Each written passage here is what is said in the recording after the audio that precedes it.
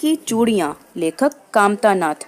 सारे गांव में बदलू मुझे सबसे अच्छा आदमी लगता था, क्योंकि वह मुझे सुंदर सुंदर लाख की गोलियां बनाकर देता था।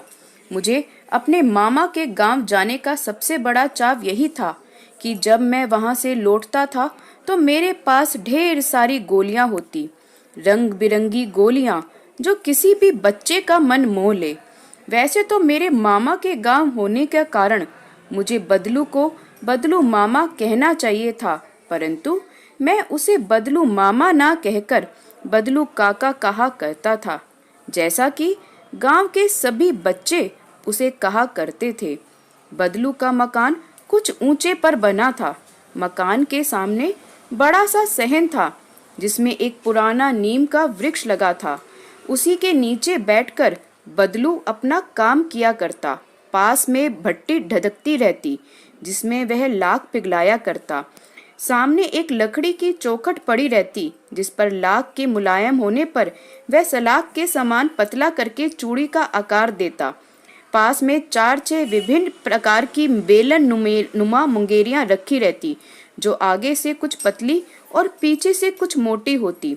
लाख की चूड़ी का आकार देने पर वह उन्हें मुंगेरियों पर चढ़ाकर गोल और चिकना बनाता, और तब एक एक करके पूरे हाथ की चूड़ियां बना चुकने के पश्चात वह उन पर रंग करता। बदलू यह कार्य सदा एक मचिए पर बैठकर किया करता, जो बहुत ही पुरानी थी। बगल में ही उसका हुक्का रखा रहता, जिसे वह बीच बीच में पीता रहता। गांव में मेरा दोपहर का समय अधिकतर बदलू के पास बीतता। वह मुझे लल्ला कहा करता और मेरे पहुंचते ही मेरे लिए तुरंत एक मचिया मंगा देता। मैं घंटों बैठे बैठे उसे इस प्रकार चूड़ियां बनाते देखता रहता।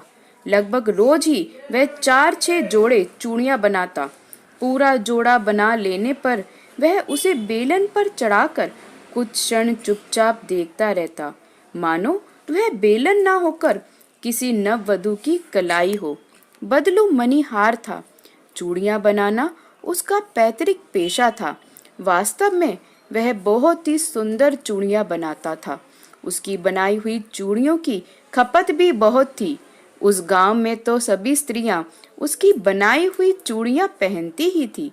आसपास के गांवों के लोग उससे चूड़ियां ले जाते, परंतु वह कभी भी चूड़ियों को पैसों से ना बेचता था। उसका अभी तक वस्तु विनिमय का तरीका था, और लोग अनाज के बदले उससे चूड़ियां ले जाते।